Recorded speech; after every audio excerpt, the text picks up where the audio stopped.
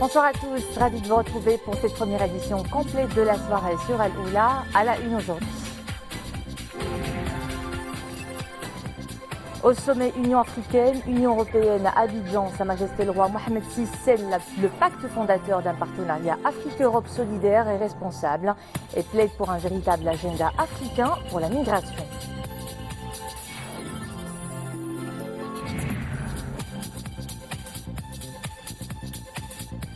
En marge de la participation du souverain à ce 5e sommet du genre, Sa Majesté le roi reçoit les présidents angolais, français et sud-africains. Commémoration de Eid el-Mawlid al-Nabawi Sharif, focus sur le savoir-faire ancestral de la Zawiya Sunniya, fidèle à l'organisation du Moussem de la fête des Cierges, un cérémonial et toute une préparation. Nous commémorons demain vendredi Eid el-Mawlid al-Nabawi Sharif. En cette occasion, Sa Majesté le roi Mohamed VI Amir al-Mu'minin préside ce soir après la prière d'Al-Isha à la mosquée Badr à Rabat une veillée religieuse. C'est ce qu'indique un communiqué du ministère de la Maison royale du protocole et de la chancellerie. Et à l'occasion de la commémoration de la naissance du prophète Sidna Mohammed, Sa Majesté le roi Amir al-Mu'minin a adressé des messages de vœux aux chefs d'État des pays islamiques. Dans ces messages, Amir al-Mu'minin précise, je cite, que cette célébration est en soi un gage de pérennité pour sa noble mission civilisationnelle qui s'inspire des valeurs sublimes de notre sainte religion généreuse et tolérante, ainsi que de la conduite et des actions vertueuses de notre prophète Sidna Mohammed. Fin de citation. Toujours en cette commémoration, Sa Majesté le roi a bien voulu accorder sa grâce à un ensemble de personnes condamnées par différents tribunaux du royaume. Elle se chiffre à 724 et se présente comme suit. Les bénéficiaires de la grâce royale qui sont en détention sont au nombre de 517 détenus avec grâce sur le reliquat de la peine d'emprisonnement au profit de 6 détenus, remise de la peine d'emprisonnement ou de réclusion au profit de 507 détenus, commutation de la peine perpétuelle en peine à temps au profit de 4 détenus. Les bénéficiaires de la grâce royale qui sont en liberté sont au nombre de 207 et se répartissent comme suit. Grâce sur la peine d'emprisonnement ou son reliquat au profit de 60 personnes, grâce sur la peine d'emprisonnement avec maintien de l'amende au profit de 3 personnes, grâce sur les peines d'emprisonnement et d'amende au profit de 3 personnes également, enfin grâce sur les peines d'emprisonnement et d'amende au profit de 141 personnes. À Abidjan, Sa Majesté le roi Mohamed VI a adressé hier un message au 5e sommet Union africaine-Union européenne en sa qualité de leader de l'Union africaine sur la question de la migration. C'est ainsi que le souverain a plaidé pour un véritable agenda africain pour la migration. Dans ce message, Sa Majesté le roi scelle le pacte fondateur d'un partenariat Afrique-Europe solidaire et responsable pour insuffler un nouvel élan à ce partenariat et le faire évoluer vers un pacte bicontinental. 17 ans après son émergence, ce partenariat doit sortir de la logique d'assistance pour céder le pas à un véritable partenariat transversal, insiste le souverain. Et en marge de la participation du souverain aux travaux du 5e sommet Union africaine, Union européenne, Sa Majesté le roi a reçu le président de la République d'Angola, João Lourenço. À cette occasion, les deux chefs d'État se sont félicités de l'ouverture d'une nouvelle ère dans les relations bilatérales et ont convenu d'ouvrir de nouvelles perspectives de coopération dans l'ensemble des domaines. Ayant marqué leur optimisme quant à l'avenir des relations bilatérales, les deux chefs d'État ont décidé de renforcer, d'une part, le dialogue politique et d'autre part l'essor de la coopération économique multisectorielle et ce à travers le partage du savoir-faire et l'implication effective des communautés des affaires des deux pays. Dans ce contexte, Sa Majesté le roi a invité le président angolais à effectuer une visite officielle au Maroc dans un très proche avenir. Le président angolais a accepté cette invitation. Cette audience s'est déroulée en présence du côté marocain du Conseil de Sa Majesté le roi M. Fouad Ali-Hima et du ministre des Affaires étrangères et de la coopération internationale. Et puis du côté angolais, le ministre des Affaires étrangères a été présent, le ministre et directeur du cabinet du président angolais également. Toujours en marge de sa participation aux travaux de ce sommet, Sa Majesté le roi a également reçu le président de la République française, Emmanuel Macron.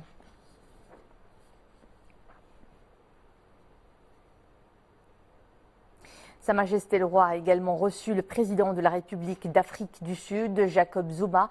Lors de cet entretien chaleureux et empreint de franchise et de bonne entente, les deux chefs d'État ont convenu de travailler ensemble, main dans la main, pour se projeter dans un avenir prometteur D'autant plus que le Maroc et l'Afrique du Sud constituent deux pôles importants de stabilité politique et de développement économique, respectivement à l'extrême nord et l'extrême sud du continent. Les deux chefs d'État ont aussi convenu de maintenir un contact direct et de se lancer dans un partenariat économique et politique fécond afin de construire des relations fortes, pérennes et stables et dépasser ainsi l'état qui caractérisait les relations bilatérales.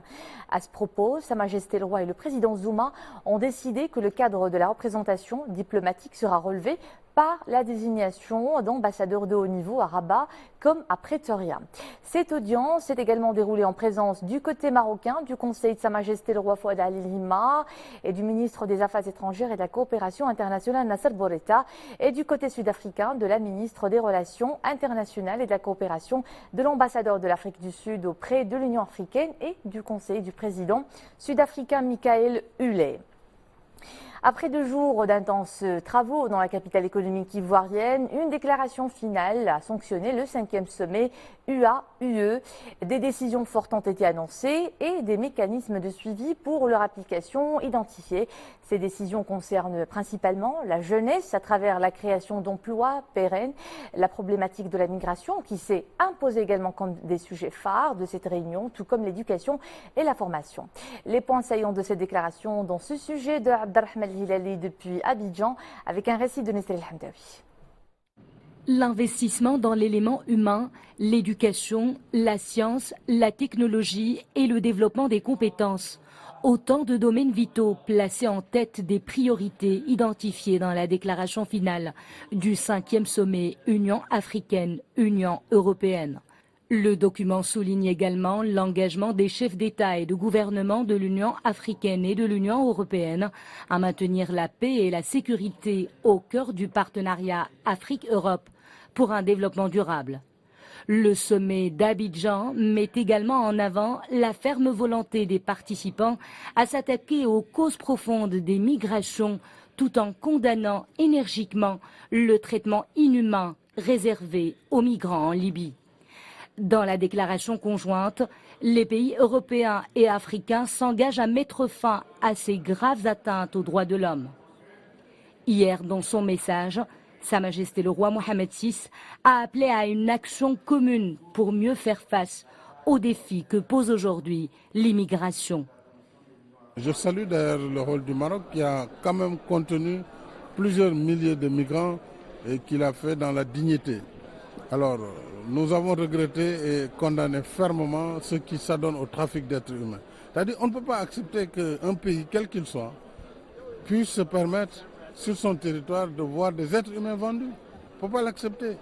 Et ça, les Africains du Nord comme du Sud ont intérêt à ce que ce débat soit restreint et limité sur le strict cadre du traite des êtres humains. Et je crois que les initiatives qui sont prises par Sa Majesté sont de nature à apporter des solutions pour cette problématique à la fois en Afrique et dans le monde. Eh ben, je crois que ça a été clair. Hein. Donc la présence du Maroc est toujours importante ici dans l'Union africaine qu'au niveau du concert des nations. J'apprécie le contenu du discours de Sa Majesté. Je suis tout à fait d'accord avec sa vision et avec les propositions qu'il a faites dans le cadre de ce thème relatif à la migration et à la mobilité.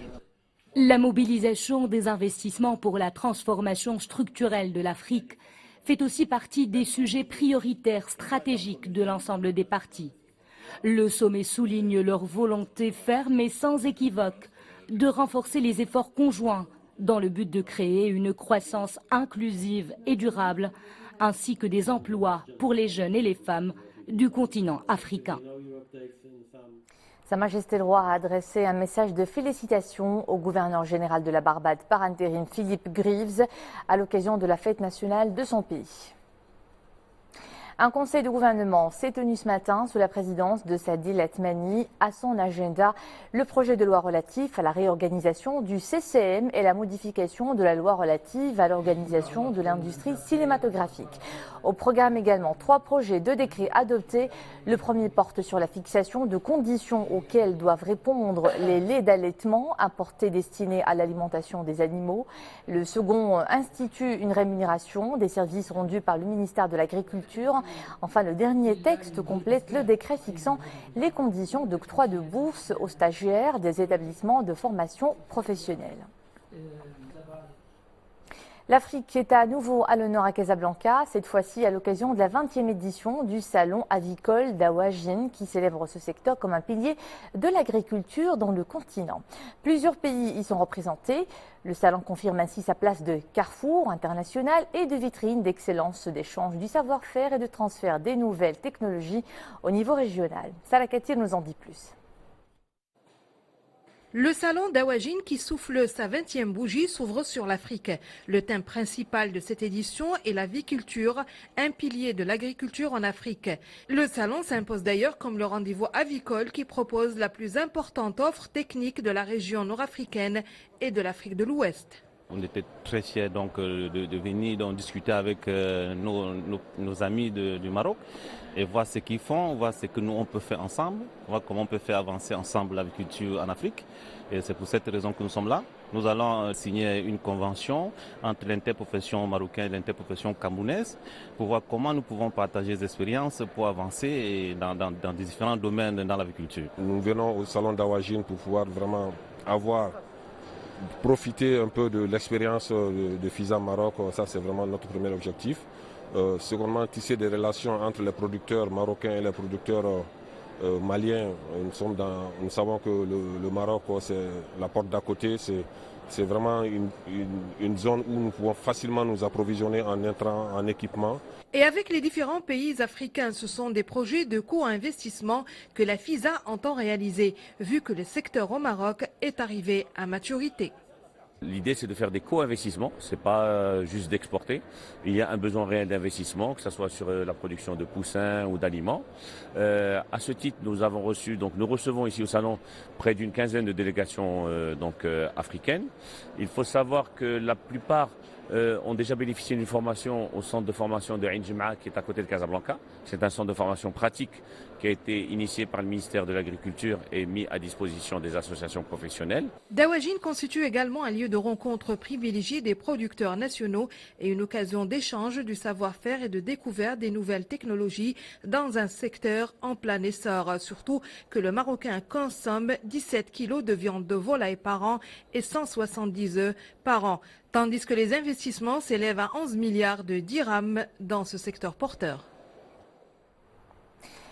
Dans le reste de l'actualité, un autocar s'est renversé ce matin au niveau de Tamsoult avant de plonger dans la rivière de Oued l'Aghsab. Selon les autorités locales, l'autocar qui se dirigeait à Marrakech en provenance des Jadida a dérapé à cause des fortes pluies qui s'abattaient sur la région. Pas de victimes, mais on dénombre une trentaine de blessés légers. Avec à son bord 56 passagers, le véhicule de transport de voyageurs a quitté la chaussée pour se retrouver renversé en pleine rivière. Tous les passagers ont été secourus. Les autorités locales font état de 2 blessés graves. Un nourrisson est porté disparu suite à ce dérapage. Salé célèbre son Moussem des Cierges à chaque avènement de Aïd el-Mawlid al-Nabawi, une tradition vieille de 4 siècles depuis l'époque des Saadiens, une tradition qui se perpétue à Salé. C'est la Zawiya Hassounia qui organise la traditionnelle et très suivie procession des cierges, un spectacle très coloré qui connaît chaque année la participation de troupes folkloriques venues des différentes régions du royaume. Cet après-midi, ce spectacle a fait le départ depuis la place Chouhada de la ville. Un cérémonial soigneusement préparé donc par la Zawiya Hassounia depuis des siècles. Aujourd'hui, la famille Belkbir perpétue la tradition en fabriquant les cierges qui illuminent le sanctuaire de Sidi Abdallah Ben Hassoun, un savoir-faire qui ne prend pas une ride. Abdelrahim Ben Chiri, Nizal El-Hamdawi. Nous sommes à Darb el-Kbir à Salé. C'est ici que depuis plusieurs décennies se relaient des générations pour confectionner avec le plus grand soin des cierges aux couleurs du royaume. Des œuvres d'art qui sillonnent les principales artères de la ville, célébrant la naissance du prophète Sidna Mohammed. Le cœur est donc à la fête. L'Hajj Belkbir répète chaque année le même geste et à chaque fois, la même passion l'anime.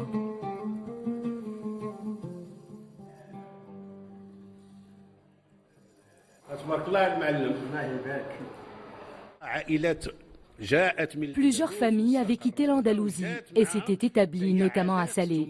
Des familles comme Belkbir ou encore Shkroun. Elles avaient ramené de nombreuses traditions, comme la confection des cierges. Ce genre de décoration que vous voyez ici est à l'image du style architectural du mausolée Sidi Abdallah Ben Hassoun avec ses dômes, à l'image aussi des minarets marocains.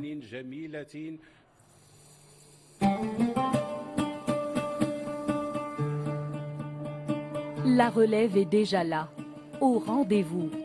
Taha a été bercée avec cette belle tradition des cierges, symbole d'une lumière, celle de la venue au monde du prophète Sidna Mohammed.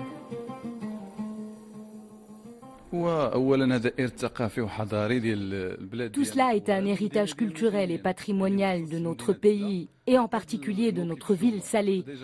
Depuis notre plus jeune âge, nous avions assisté à la confection de ces cierges. Nous étions toujours impatients de voir le résultat du travail de nos grands-parents lors de la procession des cierges. Aujourd'hui, nous avons pris le flambeau et nous comptons le transmettre à notre tour aux générations montantes.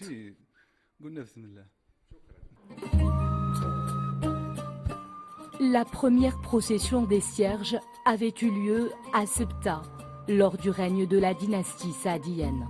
Aujourd'hui, la ville de Salé continue de perpétuer cet héritage ancestral, une façon d'exprimer tout le respect et l'amour qu'elle ressent au sceau des prophètes. Nous plongeons maintenant dans l'univers très raffiné de la plasticienne Amina Benbouchta qui expose à l'Institut français de Rabat ses nouvelles créations sous un dénominateur commun, interstice. Entre pratique photographique et picturale, l'univers nommé au cœur de la condition de la femme, des souvenirs d'enfance avec une inavouable tendresse envers le monde. Amin Sharqawi et Zakaria Moukinbillah. Des photographies, des dessins et des installations. Amina Benbouchta travaille sur des objets du quotidien qui acquièrent un nouveau sens quand on y prête plus d'attention. L'artiste se sert de plusieurs médiums pour donner lieu à une expression libre et épanouie. Interstice, c'est une exposition où je me suis un petit peu amusée à présenter des choses légères, d'apparence. Et quand on approfondit le sujet, il y a une gravité qui vous saisit. Mais je préfère dire ce genre de choses d'une façon un peu douce, brusquée, sans agresser celui qui regarde. Donc on présente un papier peint par exemple, qui est décoratif, mais on découvre qu'il y a aussi des petits insectes maléfiques au milieu des papillons. L'artiste veut montrer l'ambiguïté de la condition des femmes dans la société contemporaine. Avec des autoportraits, Amina Benbouchta essaie de transmettre des émotions et des représentations. Elle oppose dans son travail la beauté des formes et des couleurs au contexte des œuvres. Il s'agit d'une exposition donc d'une artiste femme qui met en exergue la condition de la femme, de la femme au Maroc, de cette position féminine à la fois privilégiée dans le cadre domestique et en même temps quelque peu bafouée dans un autre domaine, plus précisément celui de l'espace public. Amina Benbouchta est née en 1963 à Casablanca. Après avoir obtenu un diplôme en anthropologie, elle suit une formation en art plastique. L'artiste a déjà participé à plusieurs expositions individuelles et collectives et contribue activement au développement de l'art contemporain au niveau national. Les couleurs du ciel à présent et ces pluies très attendues en cette saison automnale. 49 mm ont été enregistrés à Chefchaouen, 35 à Qasr Sghir, 31 Fas Anjra, 11 à Tanger, 18 à El Hoceima, 16 à Oujda, 42 à Kazaanfa, 45 à Taza, 50 à Kenitra Ifren, 34 à Rabat et Sidi Slimane, 29 à El Jadida, 27 à Meknes et 16 à Fès. Et la météorologie nationale nous annonce un temps froid à partir de ce samedi jusqu'à jeudi dans plusieurs régions du royaume. Les minimales oscilleront ainsi entre -5 et 0 degrés à Jrada, Figuig, Taourit, Boulmen, Midelt, Ifran, Khnifra, Bni Mellal, Tinghir, El Housseima, Chefchaouen, Sfro et Taza. Entre 0 et 4 degrés à Oujda, Fez, Meknes, El Hajib, Gersif, Moulay Yacoub et Taroudon notamment.